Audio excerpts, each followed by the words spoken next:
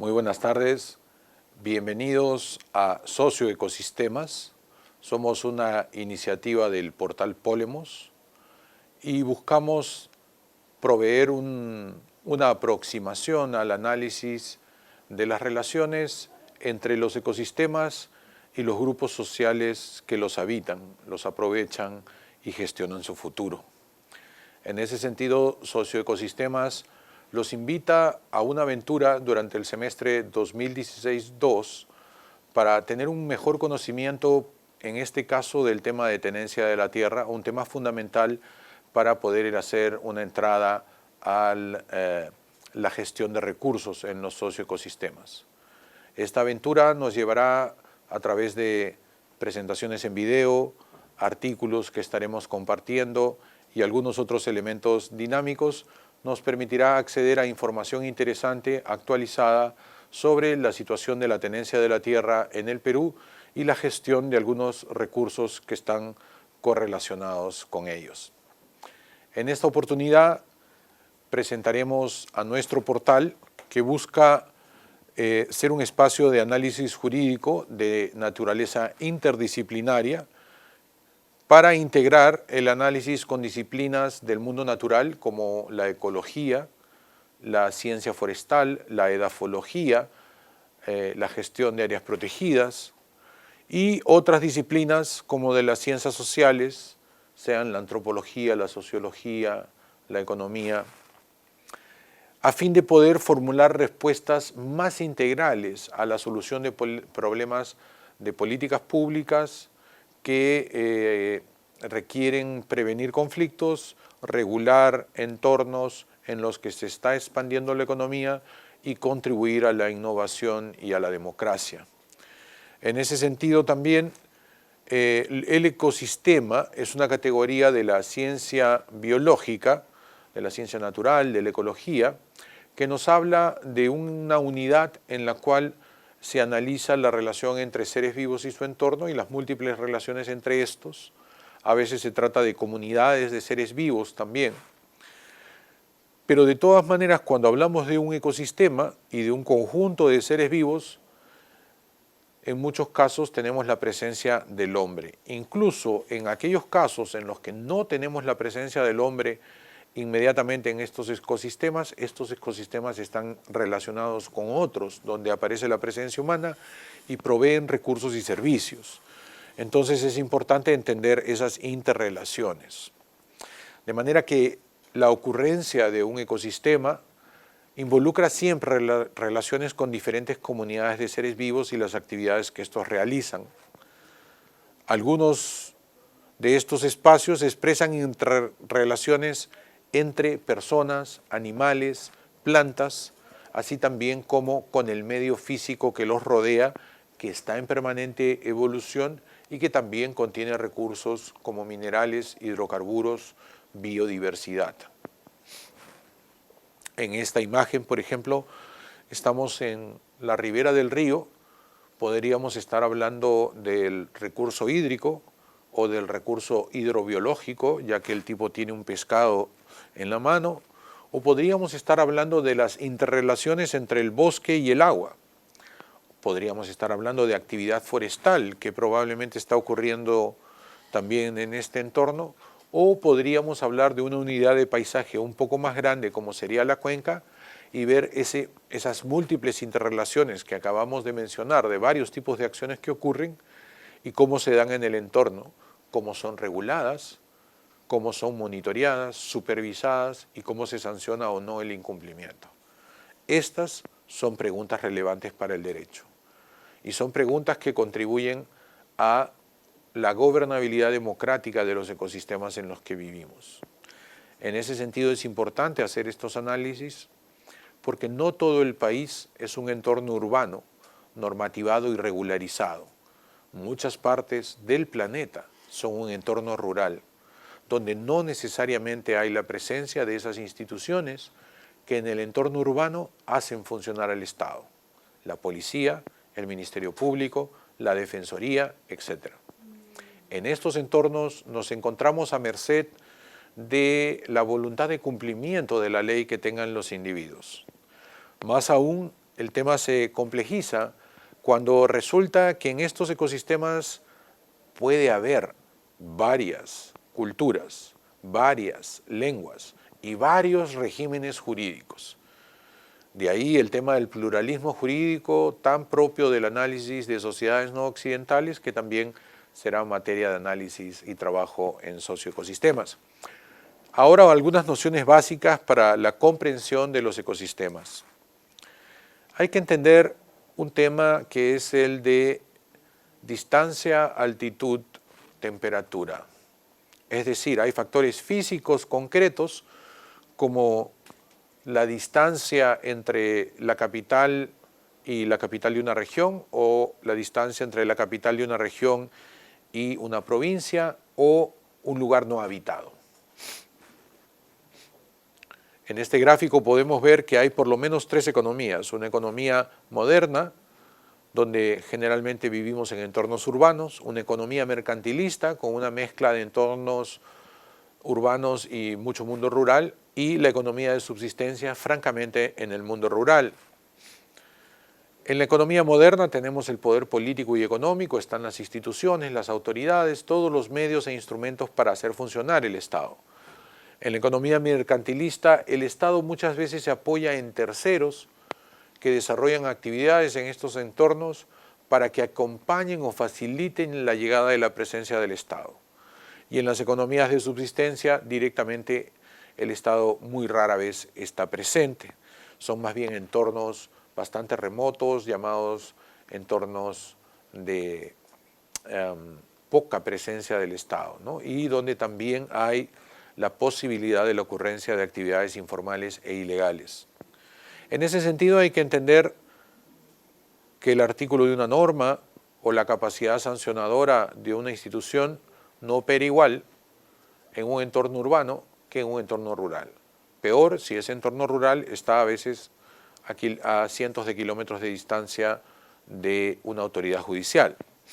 Esto es importante también desde el punto de vista de la economía. Por ejemplo, si vemos el precio de la caoba, vamos a ver cómo a lo largo de estas tres economías, la caoba que sale de purús, probablemente ilegalmente de un área natural protegida o de una concesión manejada con autorización del CERFOR y con certificación forestal voluntaria. Las dos opciones son absolutamente reales.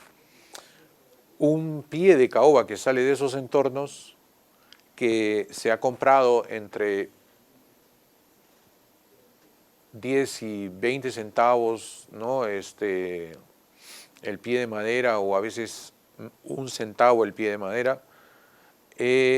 Cuando llega a Chosica, donde lo traen la madera para secar y que pierda un poco de la humedad que ha traído en el transporte, ya el precio está llegando a $1. Y cuando sale por el puerto de exportación estamos hablando de 28 soles el pie tablar de caoba. Estos eran los precios antes de que se dé la más reciente alza del precio de la caoba, con lo cual estos precios han vuelto a subir.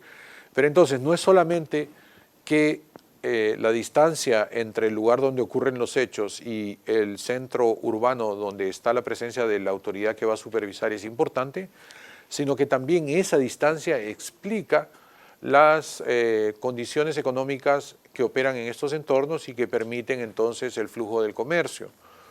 Es importante desde las políticas públicas tener claro todos estos segmentos de la cadena de valor para saber cómo regular a nuestros inversionistas y también para poder prevenir los ilícitos, ¿no?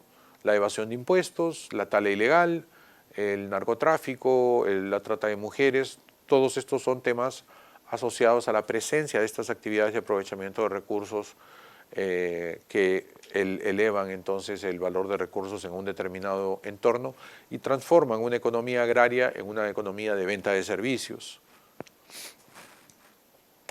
Adicionalmente hay que tener en cuenta que en el mundo rural no hay solamente propiedad privada, hay en primer lugar propiedad pública, 2/3 partes de los bosques del mundo son de propiedad pública, hay una importante parte de propiedad privada sobre tierras y bosques, y también hay propiedad comunal y hay actores que no tienen tierra. Dentro de la propiedad pública tenemos áreas intangibles como caminos, riberas, puertos, cuarteles. Tenemos áreas protegidas como los parques, las reservas, una infinidad de modelos de conservación. Tenemos tierras fiscales y heredáceas destinadas a la expansión de la agricultura. Tenemos propiedad urbana e infraestructura. Dentro de la propiedad privada hay, por supuesto, el gran latifundio de enormes extensiones, pero también parcelas pequeñas de campesinos en economías de subsistencia que, por ejemplo, en el lago Titicaca son dueños de un par de surcos de papas, pero que son su propiedad. En tal sentido, la propiedad privada no significa necesariamente grandes extensiones, sino significa la garantía de la seguridad jurídica sobre el derecho de posesión de esa tierra que es bendecido con el reconocimiento del Estado y de la sociedad a través del título de propiedad. En tal sentido hay latifundios, pequeños campesinos, inversiones especulativas en bienes raíces, pequeños productores capitalistas, también agronegocios que compran tierra y estimulan el mercado de tierras. En la propiedad comunal tenemos comunidades campesinas, comunidades nativas, cooperativas agrarias y otros tipos de pueblos indígenas como los hermanos en aislamiento o no contactados, que ocupan grandes extensiones de bosques, a veces en áreas protegidas, a veces en tierras de comunidades nativas, a veces en concesiones forestales o en lotes de hidrocarburos y eventualmente en tierras de libre disponibilidad también, y que esperan sus derechos sobre estas tierras sean reconocidos y plantean también un desafío a la gestión de políticas públicas en favor de estos pueblos. Con esto hemos querido decir que hay una diversidad de actores en el mundo rural, hay una diversidad también de economías que operan sobre el planeta y articulan el mundo rural con el mundo urbano. En este contexto aparecen las políticas públicas de desarrollo. Por ejemplo, en los años 40, 50, en la posguerra, Brasil se va a plantear la revolución verde para la Amazonía. Es la propuesta de una revolución agrícola para mejorar la producción en la Amazonía y articularla con los intereses del aparato productivo brasileño, más bien con el sureste del país. En ese sentido se planteó colonizar la Amazonía, construir ciudades, carreteras y grandes proyectos de inversión hidroeléctricas. De hecho, la capital, Brasilia, fue movida al corazón de la Amazonía. Esta política impactó en otros países y desde el año 45 en adelante podemos ver, por ejemplo, en este gráfico, cómo van aumentando la deforestación a lo largo del río Amazonas y de sus tributarios. Eso nos lleva a un escenario que aquí ha sido revisado hasta el año 2000, que muestra entonces un aumento progresivo de escenarios de deforestación y que son potencialmente condiciones de cambio de clima en el nivel local. Si a ello le sumamos que América Latina está implementando una serie de proyectos de infraestructura como IRSA, que es la Iniciativa de Integración Regional de América del Sur, que plantea construir puertos, por ejemplo en Perú, en Yurimaguas, en Iquitos, en Pucallpa, líneas de transmisión de energía, carreteras, Interoceánica Norte, Interoceánica Sur, hay un proyecto de Interoceánica Centro. Entonces son un conjunto de proyectos para favorecer la conectividad del continente de América del Sur, pero que también significan una transformación del uso actual del suelo en otros usos, pasar de bosque a agricultura, pasar de agricultura a ganadería, etc., ¿no? Entonces son decisiones que tienen impactos sobre el clima, sobre la calidad de vida local y que deben ser considerados no solo desde la perspectiva individual, sino desde una perspectiva también del interés común de la sociedad, sobre todo si tenemos en cuenta los desafíos que plantea el cambio climático. Si proyectamos el impacto de estos proyectos al 2030, podemos ver aquí en este mapa una serie de vías navegables en celeste, una serie de caminos en amarillo que serán pavimentados, una serie de caminos en negrito que también están ya pavimentados, en rojo los que aún no serán pavimentados pero se van a construir, también en moradito las líneas de gasoductos y varios de los puertos que se van a construir. Esta información la tenemos en este gráfico sobre todo para Brasil, pero nos da una idea de lo que va a ocurrir también en el lado peruano con proyectos similares que se están construyendo. ¿Qué significa construir una carretera? Dan Nepstad y una serie de artículos también en la revista Science y en la revista Nature muestran cómo cuando se abre una carretera, y este es un camino sin pavimentar, la deforestación a sus lados se expande entre 5 y 10 kilómetros. Pero si el camino ya está pavimentado, la deforestación al lado del camino puede tener un alcance sobre los 50 o 60 kilómetros adyacentes a cada lado de la carretera. Esto significa una franja de 100 kilómetros de apertura de la deforestación que se va a ir proyectando hacia más adentro. Adicionalmente, cuando tenemos caminos pavimentados, lo primero que llega con los caminos es el transporte público y privado, y este transporte va a traer personas. En Brasil, entre el año 96 y el 2000, 200.000 nuevas familias se asentaron en la Amazonía brasilera gracias a los caminos y carreteras que se desarrollan en la zona. Si bien es aparentemente positivo tener carreteras y hace mucho bien para la dinámica comercial porque va a permitir que los camioneros puedan comprar productos y sacarlos al mercado, también hay que tener en cuenta que en lugares donde no tenemos presencia del Estado y donde no hay condiciones de proteger y cautelar derechos, a veces y las más de las veces se cometen abusos. En este gráfico tenemos un mapa para Brasil del costo de la disputa por recursos. Tenemos circulitos, el más pequeño significa 1, el mediano 21 y el grande 83. Se trata de asesinatos en el medio rural brasilero. Se trata de personas que han muerto en la disputa por recursos entre el ganadero que quería abrir más bosque para poner pastos y, por ejemplo, Chico Méndez, un extractivista que quería mantener el bosque en pie para cosechar caucho y castaña. Estos dos intereses contrapuestos llevaron al señor ganadero a mandar matar a Chico Méndez en un crimen horrendo que ha tenido repercusiones mundiales y expuso la grave situación en la que se vive en la Amazonía con una presencia del Estado inexistente. Estos problemas ocurren en muchas partes del mundo rural donde no hay la presencia precisamente de la autoridad y el que decide cómo quiere resolver el conflicto lo hace por su propia mano. Aquí en la noticia que nos acompaña en esta diapositiva tenemos también la noticia de la muerte de una monja que estaba ayudando a los indígenas a conseguir los títulos para sus tierras. Entonces hablamos de un conjunto de temas que no solamente tienen consecuencias ambientales, sino también sociales. Y si miramos el impacto del desarrollo sobre las pesquerías, podemos ver en esta gráfica que la quema de bosques y la tala va a permitir sedimentación y erosión, pero también va a facilitar la llegada de la agricultura con sus pesticidas, en particular la agricultura tecnificada, o la construcción de hidroeléctricas o la presencia del ganado. Cada uno de estos factores en diferentes partes de la cuenca están eliminando sus residuos hacia la cuenca e interrumpiendo procesos del funcionamiento normal y natural de la cuenca.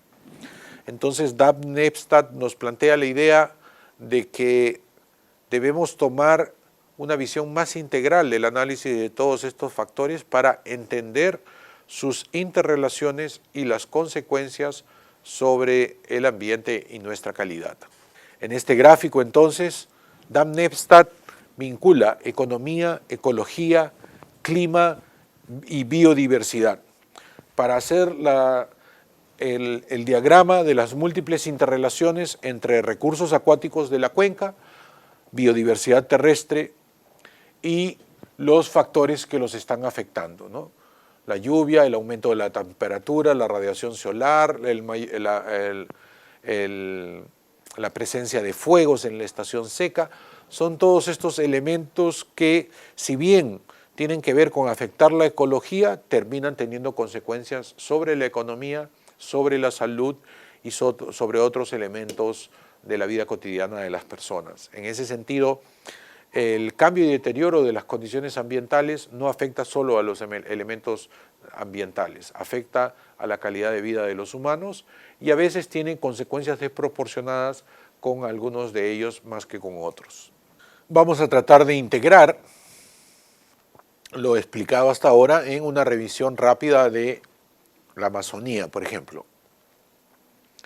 El Instituto Socioambiental de Brasil ha seguido el proceso de deforestación en 7 cuencas, las de los ríos Araguaia, Yurúa, Madeira, Purús, Tapajós, Tocantins y Xingu. Las siguientes imágenes nos van a dar una idea de cuál es el resultado de la combinación de estos múltiples factores en un contexto con poca presencia del Estado.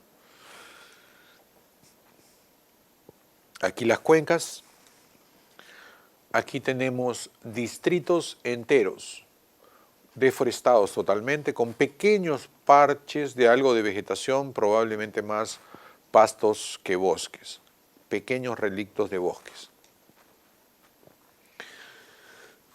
No es raro entonces el cambio climático en la región amazónica, el aumento de la sequía, una serie de problemas que el Instituto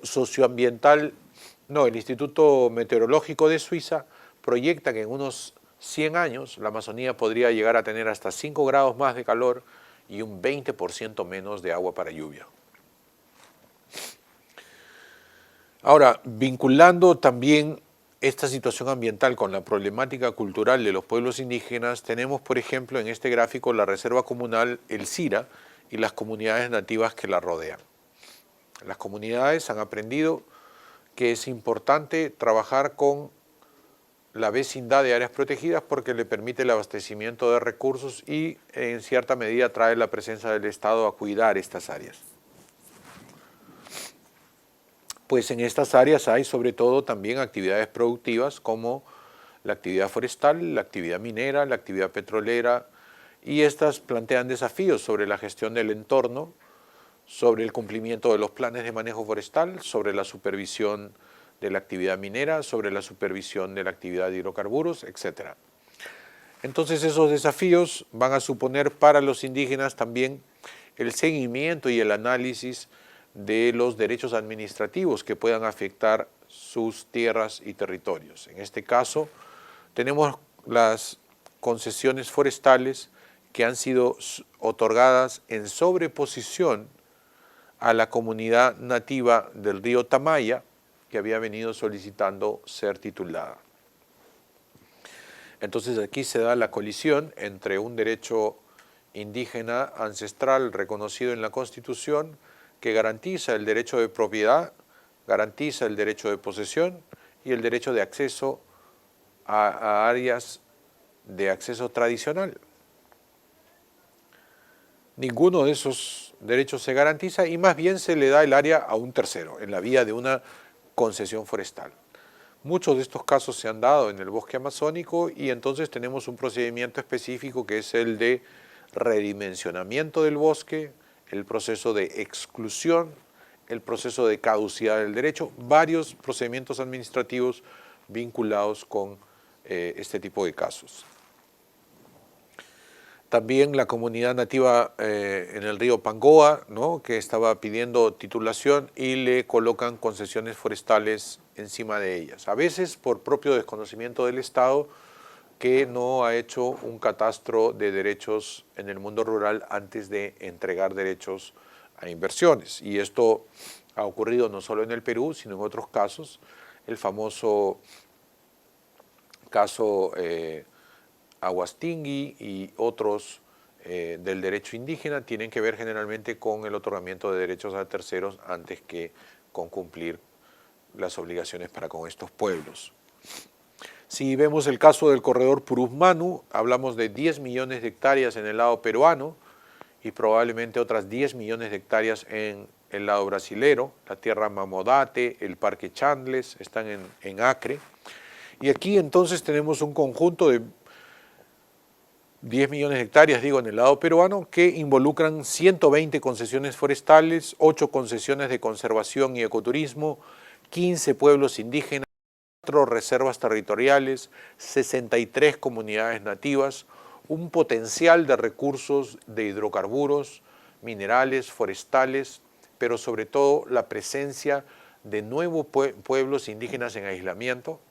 Varios de ellos son pueblos indígenas que tienen un asentamiento central y practican la agricultura, pero otros, como el pueblo Mashcopiro, son pueblos seminómades, en permanente movimiento, haciendo cosecha extensiva de su territorio. Los Mashcopiro no tienen un asentamiento central, sino que van utilizando recursos en diferentes épocas del año, moviéndose sobre estos 20 millones de hectáreas, cruzando entre Perú y Brasil en una zona donde efectivamente no hay barreras fronterizas, sino río, bosque y Amazonía completa. Entonces aquí aparecen temas transfronterizos, aparecen temas de interculturalidad, de consulta previa, de instrumento de gestión para la gestión de pueblos indígenas en aislamiento y contacto inicial y, como no, los temas de seguridad jurídica de tenencia de la tierra, ¿no? Una variedad de temas jurídicos asociados con estos entornos. Aquí tenemos una flecha Mashcopiro disparada en febrero del 2014 sobre un bote de la Asociación de Conservación Los Amigos. Esto es una concesión de conservación que está en Madre de Dios y el bote, al dar una curva por el río, pasa cerca de un punto donde habían Mashcopiros y les disparan 5 flechas. Una de estas cae en el bote y aquí la tenemos con nosotros. Como pueden ver, es una flecha que ha sido utilizada, tiene restos de sangre, probablemente la han utilizado para cazar un animal grande, ¿no? Por la forma de la punta de la flecha parece ser para cazar animales de 30, 40 kilos, ¿no? Estos indígenas en aislamiento se mueven en las zonas en las que viven y en el verano arman campamentos en las playas, como aquí vemos, pequeños tambitos hechos de hoja de palma, en las riberas de los ríos donde bajan a recoger huevos de taricaya y comer pescado o tortuga. Avanzan 5 o 7 kilómetros por día en grupos de 25 o 50 personas, van llevando sus guanganas a las que han domesticado como si fueran perros y disfrutan el verano cosechando sobre las riberas del río. Los guardaparques del Cernam suelen tomar registro de estos campamentos una vez que los encuentran en sus patrullajes sobre estas áreas. En 2011, un grupo de Mashcopiros apareció cerca de la comunidad nativa de Chipetiari, al lado del Parque Nacional del Manu. Estaban liderados por un hombre con barba que estaba robando chacras de los pobladores y atacó algunos puestos de vigilancia del Cernam. Este grupo es un grupo Mashcopiro. En el año 80, 3 mujeres Mashcopiro abandonaron el bosque y se asentaron en Chipetiari y Diamante, encontrando esposos entre los locales. Ellas han sido conocidas como las Tres Marías, que se hicieron famosas porque en el momento en que aparecieron al contacto, Jacques Cousteau estaba navegando el Amazonas y las grabó en imagen. En una entrevista con Tojojo en Chipetiare, el antropólogo Adolfo López Córdoba determinó que el hombre con barba que lidera los Mashcopiro se llama Ichapto y le gusta organizar grupos para picar gente. Es decir, que es un guerrero. Aquí tenemos otras imágenes de los Mashcopiro, que entonces lo que sabemos no es que se han mudado a vivir a esta esquina del Manu, sino que en sus correrías tradicionales y en sus movimientos estacionales, cada cierto tiempo aparecen diferentes grupos de Mashcopiro en esta esquina del Manu en contacto con Chipetiari y Diamante. Y por esa razón, Nicolás Chaco Flores, un machiguenga de 65 años, que protegió a las Tres Marías y las ayudó a asentarse, pues entendía la lengua Mashcopiro, él recibía pedidos de estos mashcos de conseguir machetes y de hacer tales y cuales cosas, ¿no? En determinado momento, Nicolás no pudo conseguir los machetes que le habían pedido y una mañana, cuando se encontraron en el medio del río, los Mashcopiro dispararon flechas sobre Nicolás Chaco, quien falleció. El incidente tiene que ver también con el intento de rapto de las nietas de Chaco, y el cual felizmente no ocurrió, pues el papá de las chicas que llegó acompañado de un guardaparque en su bote y tenían un perro con ellos. El perro saltó del bote ladrando, lo cual ahuyentó a los mascopiros, y las niñas y la mujer de este señor se salvaron. Pero Nicolás, que ya había recibido el flechazo, falleció. Igualmente, el guardaparque Jesús Queme del Cernam, en el puesto de vigilancia limonal, fue atacado también por una flecha Machcopiro que le impactó y le hizo daño en la espalda. Entonces aquí hablamos del deber de protección del Estado, de la gestión de las áreas protegidas, pero también de los deberes de cautelar al personal del Cernam y de cautelar a los aislados y a las poblaciones en entornos con presencia de estos indígenas, ¿no?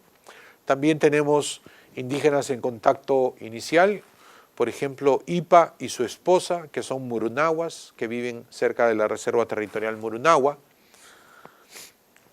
Las personas de contacto inicial suelen ser individuos sueltos cuyo grupo ha desaparecido o han perdido contacto con él.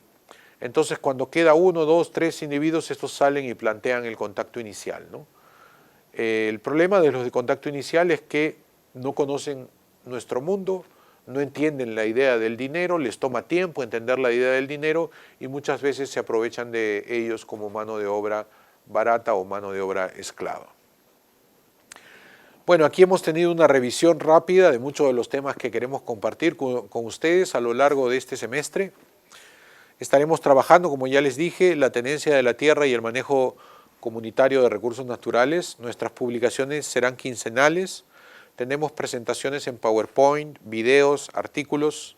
Si bien el portal es en español, también tenemos la oferta de algunos colegas que nos van a contribuir en inglés y en portugués. En particular, el profesor José Benati de la Universidad Federal de Pará, un experto en el tema de los múltiples derechos de posesión que se han dado en el caso de Pará y en el caso de Brasil para posesionarios del mundo rural que efectivamente manejan recursos. Y en ese sentido la legislación brasileña es muy compleja, muy rica y muy interesante, ¿no?